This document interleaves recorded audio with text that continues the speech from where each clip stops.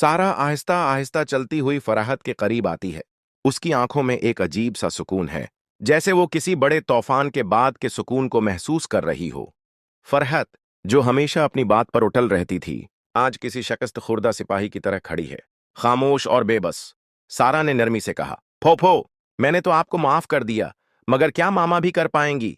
फरीहत ने सिर झुका लिया। शायद उसे पहली बार एहसास हो रहा था कि कुछ गुनाह ऐसे होते हैं जिन्हें वक्त भी धो नहीं सकता। वो धीमे लहजे में बोली, मेरा कसूर इतना बड़ा है कि मैं शायद माफी के काबिल ही नहीं हूं। सारा ने एक गहरी सांस ली, जैसे वो खुद को समझा रही हो कि ये सब आसान नहीं होगा।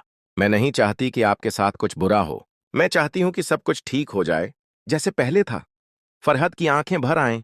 उसने बेबसी से कहा, जो कुछ हो चुका है वो शायद सिधर नहीं सकता। मैंने हमेशा अपने भाई के लिए अच्छा चाहा, लेकिन मैं खुद एक अंधी खाई में गिर गई। मैंने उससे सब कुछ छीन लिया और अब शायद मैं उसके सामने जाने के काबिल भी नहीं रही। दूसरी तरफ इदील सलमा के पास खड़ा था। उसकी पेशानी पर शक्नें थीं, जैसे वो किसी गहरी सोच में डूबा हो। आमी, आप मामों से कही ना कि मेरी और सारा की शादी जल्द हो जाए। मैं मजीद इंतजार नहीं कर सकता। सलमा ने बेटे की तरफ देखा, जैसे वो उसकी बेकरारी को समझ रही हो। बेटा, मैं तो खुद यही चाहती हूं कि सब कुछ जल्दी हो जाए, मगर कुछ बातें हमारे हाथ में नहीं होते। सारा भी तुमसे मोहब्बत करती है, मगर कुछ जख्म ऐसे होते हैं जिन्हें भरने में वक्त लगता है।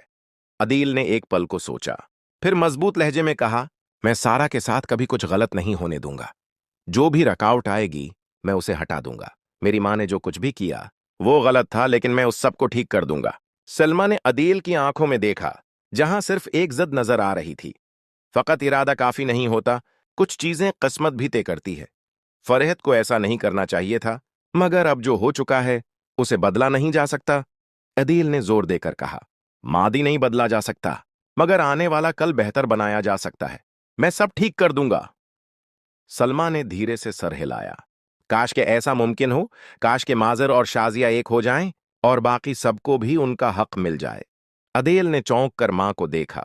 आप इतनी बड़ी कुर्बानी दे सकती हैं? सलमा मुस्कुरा दी, एक ऐसी मुस्कुराहट जिसमें कई कहानियां दफन थीं। हाँ, क्योंकि मैंने माजिर को देखा है और मैं जानती हूं कि वो आज भी सिर्फ शाजिया से मोहब्बत करता है।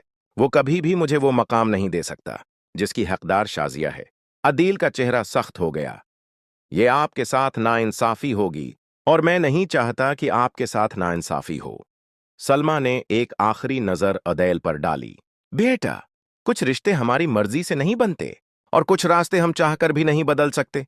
मगर अगर तुम सच में सब कुछ ठीक करना चाहते हो, तो सबसे पहले अपने दिल से खौफ निकालो, क्योंकि कभी कभी माफी देना जीतने से ज्यादा बड़ा इम्तिहान होता है।